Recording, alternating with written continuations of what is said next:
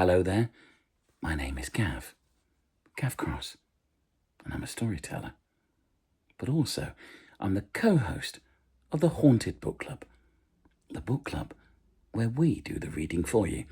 And this is part 1. I'm going to read The Empty House by Algernon Blackwood.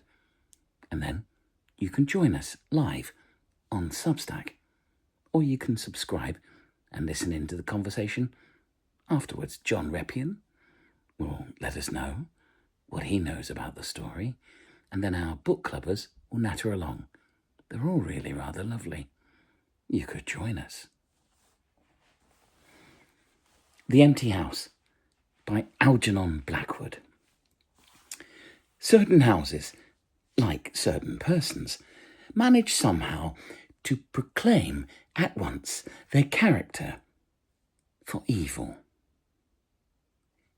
In the case of the latter, no particular feature need betray them. They may boast an open countenance and an ingenious smile, yet a little of their company leaves the unalterable conviction that there is something radically amiss with their being, that they are evil. Willy-nilly, they seem to communicate an atmosphere of secret and wicked thoughts, which makes those in their immediate neighbourhood shrink from them, as from a thing diseased. And perhaps, with houses, the same principle is operative, and it is the aroma of evil deeds committed under a particular roof, long after the actual doers have passed away, that makes the goose flesh come and the hair rise. Something of the original passion of the evildoer and of the horror felt by his victim enters the heart of the innocent watcher, and he becomes suddenly conscious of tingling nerves, creeping skin, and a chilling of the blood. He is terror-stricken without apparent cause. There was manifestly nothing in the external appearance of this particular house to bear out the tales of the horror that was said to reign within. It was neither lonely nor unkempt. It stood crowded into a corner of the square and looked exactly like the houses on either side of it. It had the same number of windows as its neighbours, the same balcony overlooking the gardens, the same white steps leading up to the heavy black front door. And in the rear there was the same narrow strip of green, with neat box borders running up to the wall that divided it from the backs of the adjoining houses. Apparently, too, the number of chimney pots on the roof was the same, the breadth and angle of the eaves, and even the height of the dirty area railings. And yet, this house in the square, that seemed precisely similar to its 50 ugly neighbours, was, as a matter of fact, entirely different. Horribly different. Wherein lay this marked invisible difference is impossible to say. It cannot be ascribed wholly to the imagination, because persons who had spent some time in the house, knowing nothing of the facts, had declared positively that certain rooms were so disagreeable they would rather die than enter them again, and that the atmosphere of the whole house produced in them symptoms of a genuine terror, while the series of innocent tenants who had tried to live in it and been forced to decamp at the shortest possible notice was indeed little less than a scandal in the town. When Shorthouse arrived to pay a weekend visit to his Aunt Julia in her little house on the seafront at the other end of town, he found her charged to the brim with mystery and excitement. He had only received her telegram that morning, and he had come anticipating boredom, but the moment he touched her hand and kissed her apple-skin wrinkled cheek, he caught the first wave of her electrical condition. The impression deepened when he learned that there were to be no other visitors, and that he had been telegraphed for with a very special object.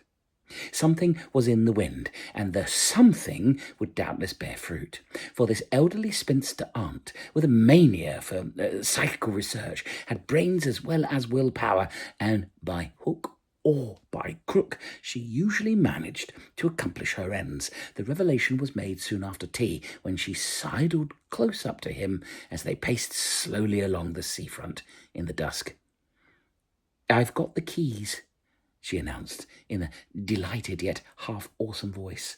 "Got them till Monday."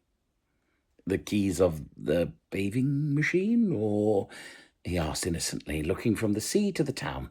Nothing brought her so quickly to the point as feigning stupidity. "Neither," she whispered.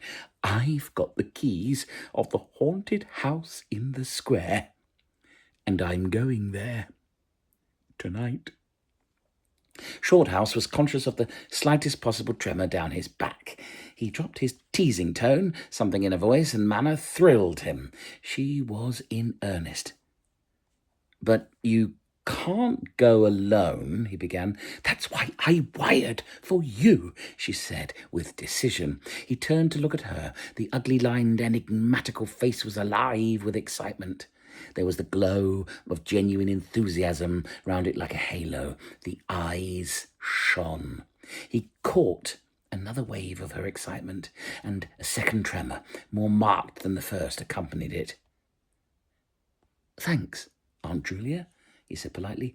"Thanks awfully." "I should not dare to go quite alone," she went on, raising her voice, "but with you I should enjoy it immensely.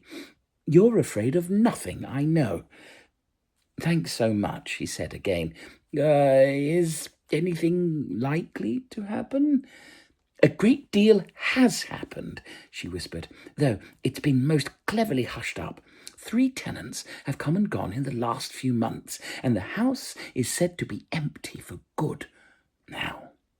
In spite of himself, Shorthouse became interested. His aunt was so very much in earnest.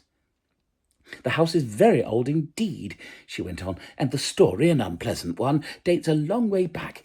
It has to do with a murder committed by a jealous stableman who had some affair with a servant in the house.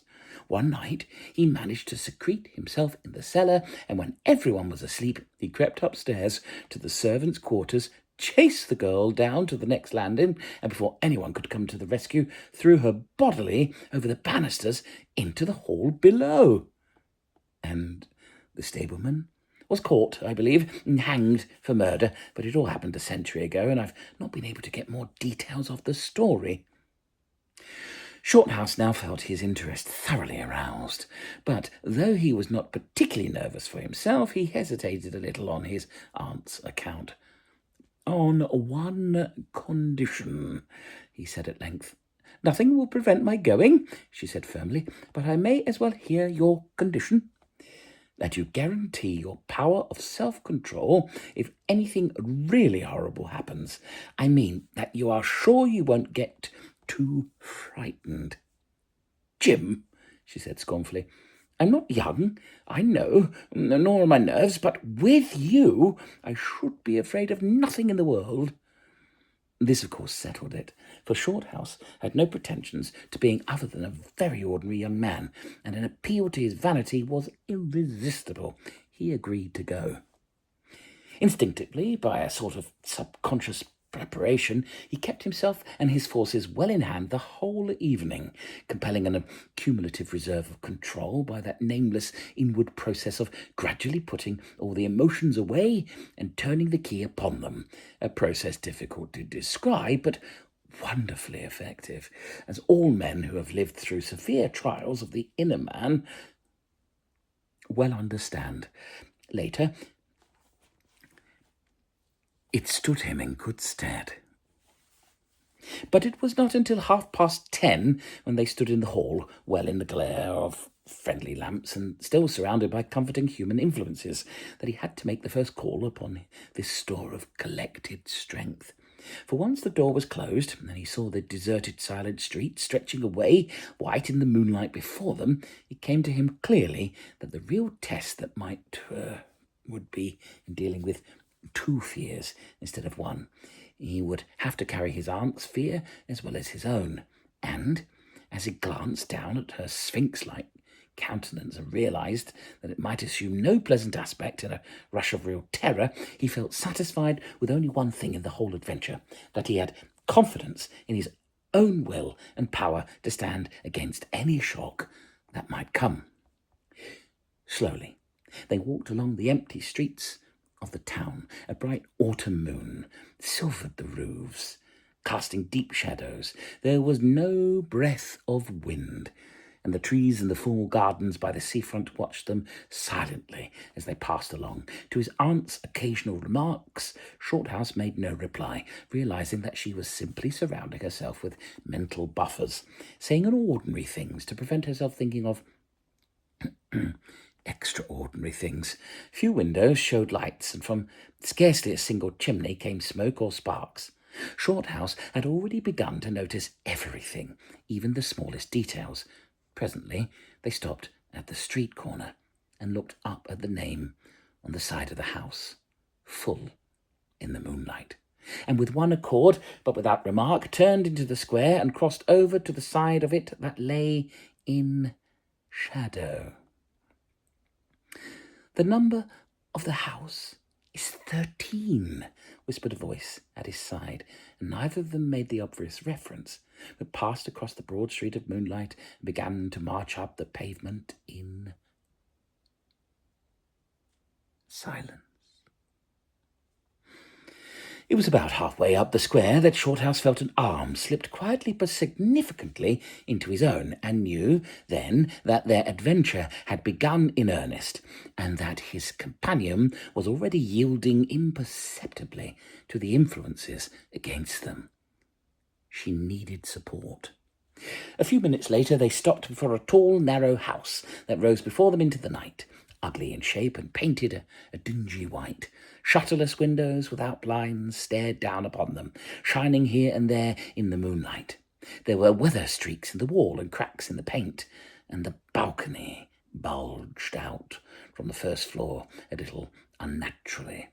Beyond this generally forlorn appearance of an unoccupied house, there was nothing at first sight to single out this particular mansion for the evil character it had most certainly acquired. Taking a look over their shoulders to make sure they had not been followed, they went boldly up the steps and stood against the huge black door that fronted them forbiddingly. But the first wave of nervousness was now upon them, and Shorthouse fumbled a long time with the key before he could fit it into the lock at all.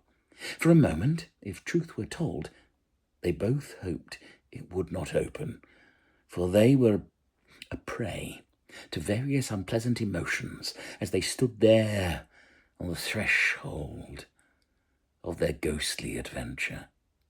Shorthouse, shuffling with the key and hampered by the steady weight on his arm, certainly felt the solemnity of the moment. It was as if the whole world, for all the experience seemed at that instant concentrated in his own consciousness, were listening to the grating noise of that key. A stray puff of wind wandered down the empty street, woke a momentary rustling in the trees behind them, but otherwise this rattling of the key was the only sound audible.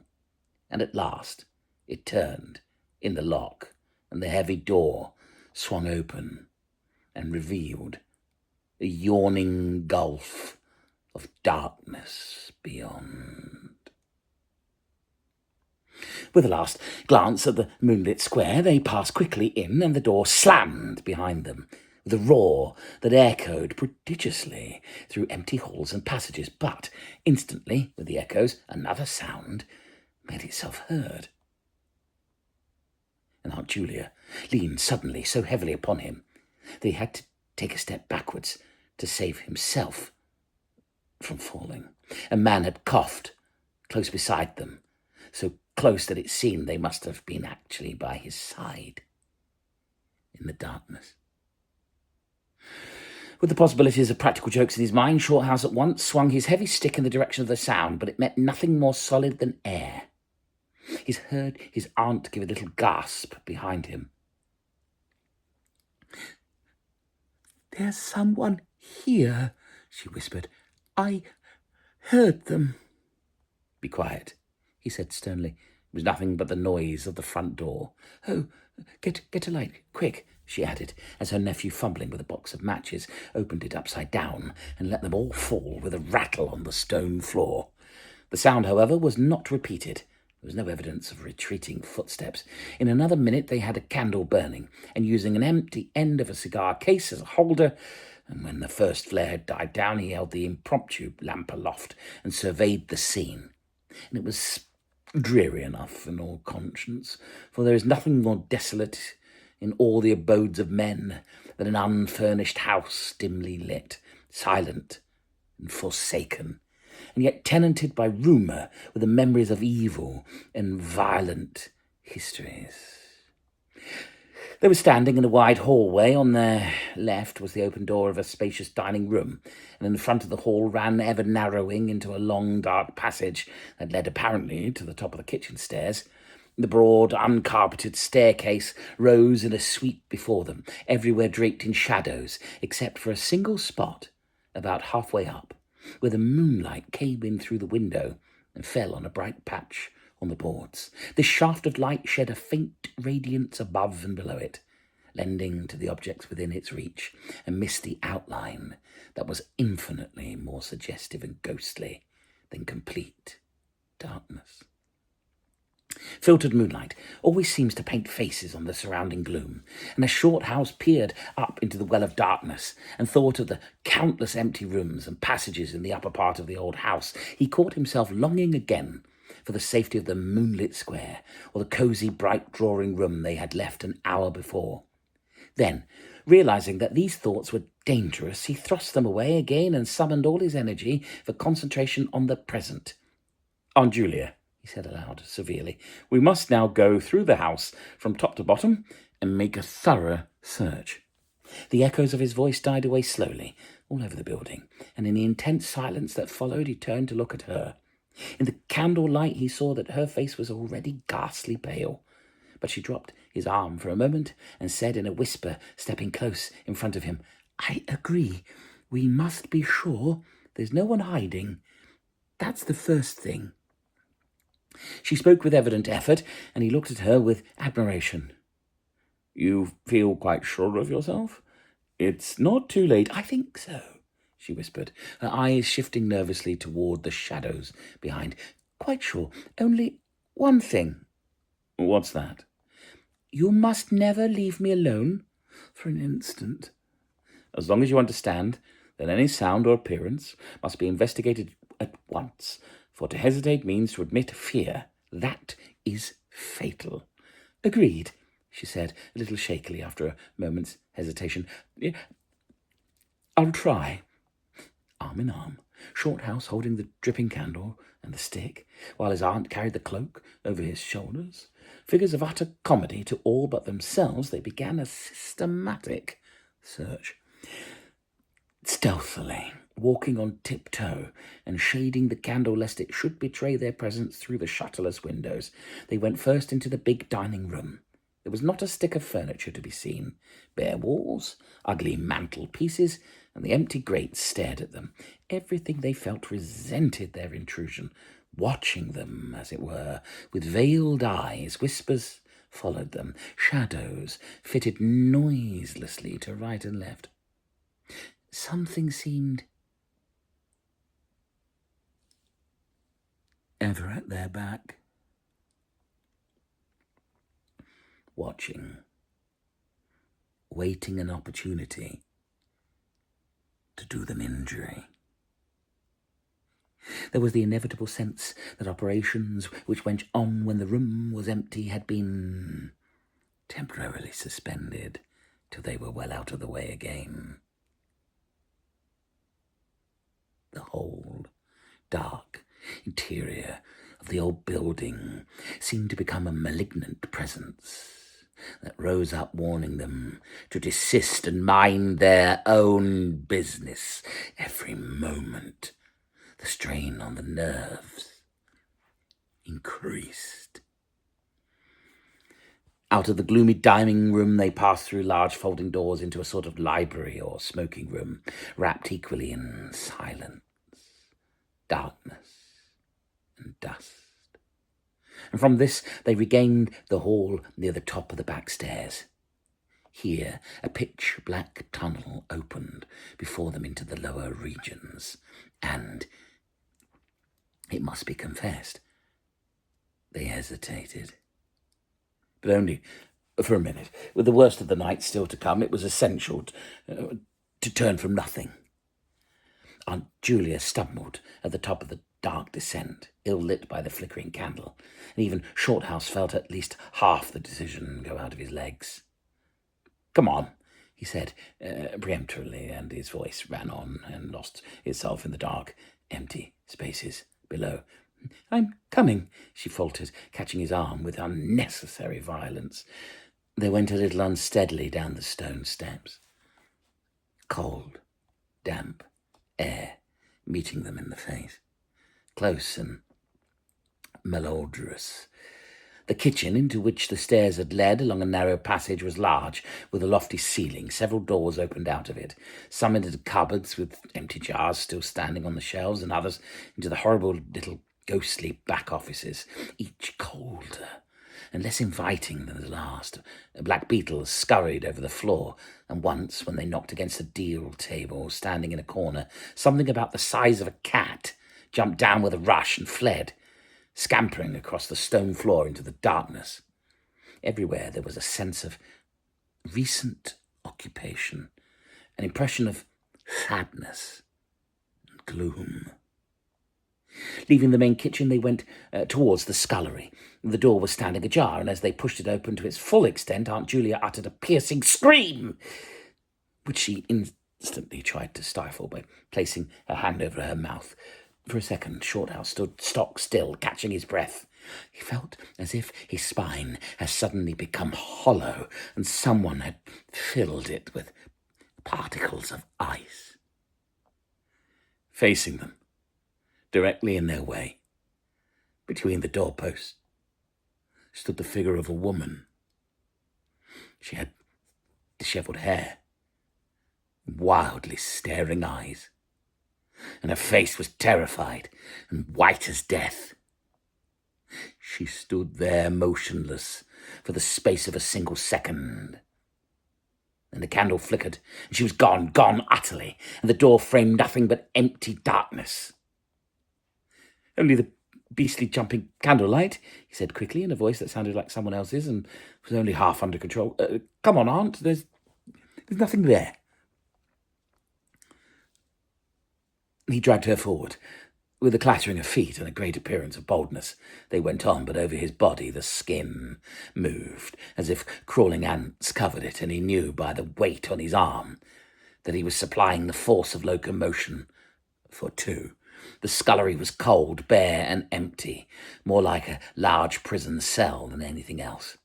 They went round it, tried the door into the yard and the windows, but found them all fastened securely. His aunt moved beside him like a person in a dream. Her eyes were tightly shut, and she seemed merely to follow the pressure of his arm. Her courage filled him with amazement. At the same time, he noticed that a certain odd change had come over her face, a change which somehow evaded his power of analysis. "There's nothing here, Auntie," he repeated aloud quickly. "Let's go upstairs and see the rest of the house. Then we'll choose a room to wait up in." She followed him obediently, keeping close to his side, and they locked the kitchen door behind them. It was a relief to get up again. In the hall there was more light than before, for the moon had travelled a little further down the stairs. Cautiously they began to go up into the dark vault of the upper house, the boards creaking under their weight. On the first floor they found the large double drawing rooms, a search of which revealed nothing. Here also was no sign of furniture or recent occupancy, nothing but dust and neglect and shadows. They opened the big folding doors between the front and back drawing rooms, and then came out again to the landing and went on upstairs. They had not gone up more than a dozen steps when they both simultaneously stopped to listen, looking into each other's eyes with a new apprehension across the flickering candle flame, from the room they had left hardly 10 seconds before. came the sound of doors quietly closing. It was beyond all question. They heard the booming noise that accompanies the shutting of heavy doors, followed by the sharp catching of the latch. "We must go back and see," said Shorthouse briefly in a low tone, and turning to go downstairs again. Somehow she managed to drag after him, her feet catching in her dress, her face livid. When they entered the front drawing-room, it was plain that the folding doors had been closed half a minute before. Without hesitation, Shorthouse opened them. He almost expected to see someone facing him in the dark room, but only the darkness and the cold air met him. They went through both rooms, finding nothing unusual. They tried in every way to make the doors close of themselves. There was no wind enough even to set the candle flame flickering. The doors would not move without strong pressure. All was silent as the grave. Undeniably, the rooms were utterly empty and the house utterly still. "It's beginning," whispered a voice at his elbow, which he hardly recognized as his aunt's. He nodded acquiescence, taking out his watch to note the time. It was 15 minutes before midnight. He made the entry of exactly what had occurred in his notebook, setting the candle in its case upon the floor in order to do so. It took a moment or two to balance it safely against the wall. Aunt Julia always declared that at this moment she was not actually watching him, but had turned her head toward the inner room, where she fancied she heard something moving. But at any rate, both positively agreed that there came a sound of rushing feet, heavy and very swift, and the next instant the candle was out. But to Shorthouse himself had come more than this, and he was always thanked his fortunate stars that it came to him alone, and not to his aunt too, for as he rose from the stooping position of balancing the candle, and before it was actually extinguished, a face thrust itself so close to his own that he could almost have touched it with his lips. It was a face working with passion, a man's face, dark with thick features and angry, savage eyes. It belonged to a common man, and it was evil in its ordinary, normal expression, no doubt, but as he saw it alive with intense, aggressive emotion, it was a malignant and terrible human countenance. There was no movement of the air, nothing but the sound of rushing feet, stockinged or muffled feet, the apparition of the face, and the almost simultaneous extinguishing of the candle. In spite of himself, Shorthouse uttered a little cry, nearly losing his balance as his aunt clung to him with her whole weighty one movement of real, uncontrollable terror. She made no sound, but simply seized him bodily. Fortunately, however, she had seen nothing, but had only heard the rushing feet, for her control returned almost at once, and he was able to disentangle himself and strike a match. The shadows ran away on all sides before the glare, and his aunt stooped down and groped for the cigar case with the precious candle. Then he discovered that the candle had not been blown out at all. It had been crushed out. The wick was pressed down into the wax, which was flattened as if by some smooth, heavy instrument.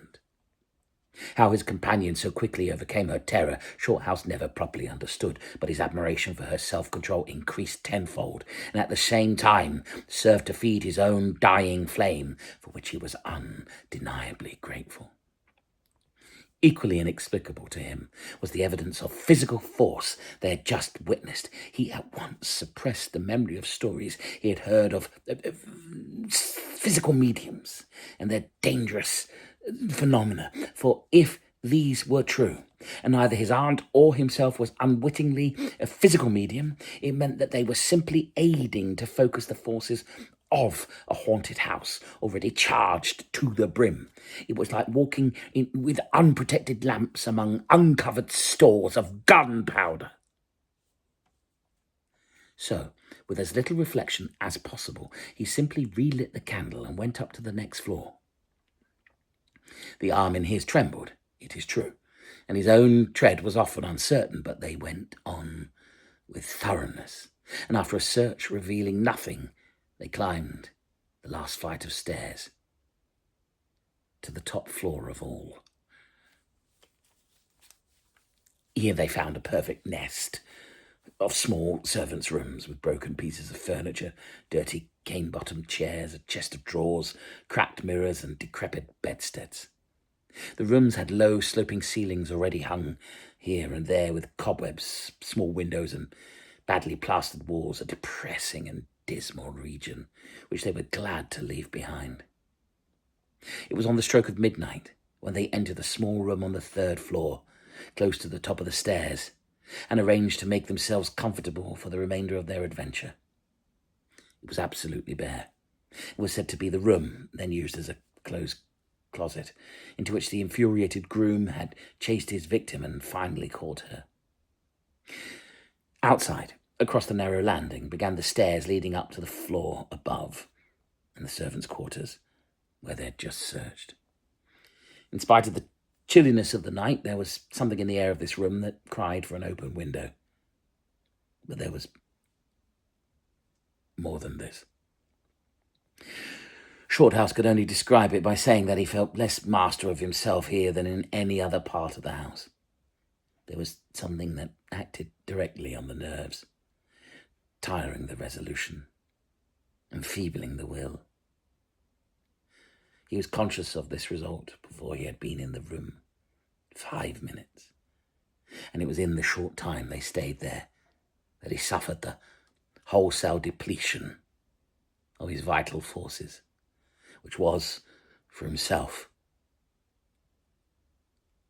the chief horror of the whole experience. They put the candle on the floor of the cupboard, leaving the door a few inches ajar so that there was no glare to confuse the eyes and no shadow to shift about on walls and ceiling. Then they spread the cloak on the floor and sat down to wait, with their backs against the wall. Shorthouse was within 2 feet of the door onto the landing. His position commanded a good view of the main staircase leading down into the darkness, and also of the beginning of the servants' stairs going to the floor above. The heavy stick lay beside him, within easy reach. The moon was now high above the house, and through the open window they could see the comforting stars like friendly eyes watching in the sky. One by one the clocks of the town struck midnight, and when the sounds died away, the deep silence of the windless night fell again over everything. Only the boom of the sea far away and the lugubrious filled the air with hollow murmurs. Inside the house, the silence became awful, because any minute now it might be broken by sounds portending terror. The strain of waiting told more and more severely on the nerves. They talked in whispers, and when they talked at all, for their voices aloud sounded queer and unnatural, a chilliness, not altogether due to the night air, invaded the room and made them cold. The influences against them, whatever these might be, were slowly robbing them of self-confidence and the power of decisive action. Their forces were on the wane, and the possibility of real fear took on a new and terrible meaning. He began to tremble for the elderly woman by his side, whose pluck could hardly save her beyond a certain extent. He heard the blood singing in his veins. It sometimes seemed so loud that he fancied it prevented his hearing properly certain. Other sounds that were beginning very faintly to make themselves audible in the depths of the house. Every time he fastened his attention on these sounds, they instantly ceased. They certainly came no nearer, yet he could not rid himself of the idea that movement was going on somewhere in the lower regions of the house.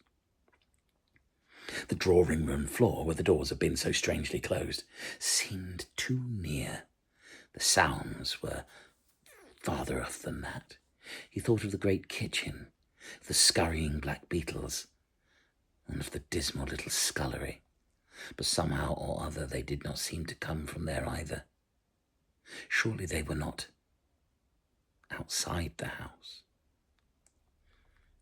Then suddenly, the truth flashed into his mind, and for the space of a minute he felt as if his blood had stopped flowing and turned to ice. The sounds were not downstairs at all. They were upstairs. Upstairs, somewhere among those horrid, gloomy little servants' rooms, with their bits of broken furniture, low ceilings and cramped windows. Upstairs, where the victim had first been disturbed and stalked to her death. And the moment he discovered what the sounds were, he began to hear them more clearly. It was the sound of feet moving stealthily along the passage overhead, in and out among the rooms and past the furniture. He turned quickly to steal a glance at the motionless figure seated beside him to note whether she had shared his discovery. The faint candle light coming through the crack in the cupboard door threw her strongly marked face into vivid relief against the white of the wall, but it was something else that made him catch his breath and stare again. An extraordinary something had come into her face and seemed to spread over her features like a mask. It smoothed out the deep lines and drew the skin everywhere a little tighter, so that the wrinkles disappeared. It brought into the face, with the sole exception of the old eyes, an appearance of youth and almost of childhood. He stared in speechless amazement that was dangerously near to horror. It was his aunt's face indeed, but it was her face of 40 years ago, the vacant, innocent face of a girl. He had heard stories of that strange effect of terror which could wipe a human countenance clean of other emotions, obliterating all previous expressions. But he had never realized that it could be literally true, or could mean anything so simply horrible as what he now saw, for the dreadful signature of overmastering fear was written plainly in that utter vacancy of the girlish face beside him. And when, feeling his intense gaze, she turned to look at him, he instinctively closed his eyes tightly to shut out the sight. Yet, when he turned a minute later, his feelings well in hand, he saw to intense relief another expression. His aunt was smiling, and though the face was deathly white, the awful veil had lifted and a normal look was returning. "Anything wrong?" was all he could think of to say at that moment, and the answer was eloquent, coming from such a woman. "I feel cold and a little frightened," she whispered. He offered to close the window, but she seized hold of him and begged him not to leave her side even for an instant. "It's upstairs. It's upstairs." "I know," she whispered with an odd half-laugh, "but I can't possibly go up." But Shorthouse thought otherwise, knowing that in action lay their best hope of self-control. He took the brandy flask and poured out a glass of neat spirit, stiff enough to help anybody over anything. She swallowed it with a little shiver. His only idea now was to get out of the house before her collapse became inevitable. But this could not safely be done by turning tail and running from the enemy. Inaction was no longer possible. Every minute he was growing less master of himself and desperate. Aggressive measures were imperative without further delay. Moreover, the action must be taken towards the enemy, not away from it. The climax, if necessary, and an unavoidable, would have to be faced boldly. He could do it now, but in 10 minutes he might not have the force left to act for himself, much less for both. Upstairs, the sounds were meanwhile becoming louder and closer, accompanied by occasional creaking of the boards. Someone was moving stealthily about, stumbling now and then awkwardly against the furniture. Waiting a few moments to allow the tremendous dose of spirits to produce its effect, and knowing this would last but a short time under the circumstances, Shorthouse then quietly got on his feet, saying in a determined voice, "Now, Aunt Julia, we'll go upstairs and find out what all this noise is about. You must come too. It's what we agreed." He picked up his stick and went to the cupboard for the candle. A limp form rose shakily beside him, breathing hard, and he heard a voice say very faintly something about being ready to come. The woman's courage amazed him. It was so much greater than his own, and as they advanced, holding aloft the dripping candle, some subtle force exhaled from his trembling, white-faced woman at his side, and that was the true source of his inspiration. He held something really great that shamed him and gave him the support without which he would have proved far less equal to the occasion. They crossed the dark landing, avoiding with their eyes the deep black space over the banisters. Then they began to mount the narrow staircase to meet the sounds, which minute by minute grew louder and nearer. About halfway up the stairs, Aunt Julia stumbled, and Shorthouse turned to catch her by the arm, and just at that moment there came a terrific crash in the servants' corridor overhead. It was instantly followed by a shrill, agonized scream that was a cry of terror and a cry for help melted into one. Before they could move aside or go down a single step, someone came rushing along the passage overhead, blundering horribly, racing madly at full speed. 3 steps at a time, down the very staircase where they stood. The steps were light and uncertain, but close behind them sounded the heavier tread of another person, and the staircase seemed to shake. Shorthouse and his companion just had time to flatten themselves against the wall when the jumble of flying steps was upon them, and 2 persons, with the slightest possible interval between them, dashed past at full speed. It was a perfect whirlwind of sound breaking in upon the midnight silence of the empty building. The 2 runners, pursuer and pursued, had passed clean through them where they stood, and already with a thud the boards below had received the first one and then the other. Yet they had seen absolutely nothing, not a hand or arm or a face or even a shred of flying clothing. There came a second's pause. Then the first one, the lighter of the 2, obviously the pursued one, ran with uncertain footsteps into the little room which Shorthouse and his aunt had just left. The heavier one followed. There was a sound of scuffling, gasping, and smothered screaming, and then out onto the landing came the step of a single person, treading weightily. Dead silence followed for the space of half a minute, and then was heard a rushing sound through the air. It was followed by a dull, crashing thud in the depths of the house below, on the stone floor of the hall.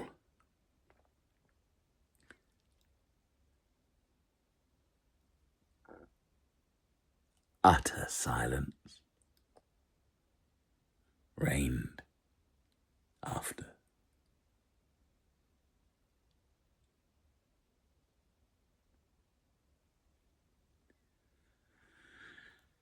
Nothing moved.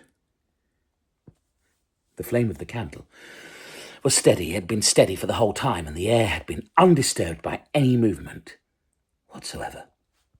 Palsied with terror, Aunt Julia, without waiting for her companion, began fumbling her way downstairs. She was crying gently to herself, and when Shorthouse put his arm round her and half carried her, he felt that she was trembling like a leaf. He went into the little room and picked up the cloak from the floor, and arm in arm, walking very slowly, without speaking a word or looking once behind them, They marched down the 3 flights into the hall. In the hall, they saw nothing. But the whole way down the stairs, they were conscious that someone followed them, step by step.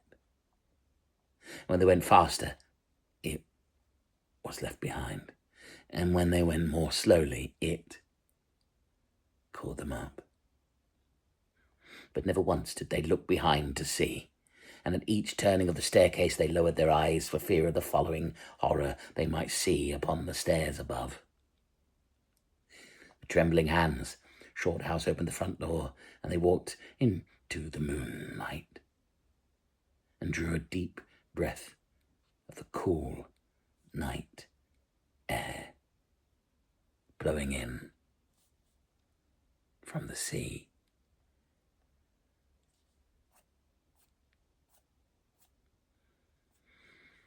The Empty House by Algernon Blackwood, read by me, Gav Cross, for the Haunted Bookclub. Come and join us for the conversation, or catch up afterwards. Thank you for the likes and the shares, and we always reply to a comment. But you should join us, because the chat is the really scary bit.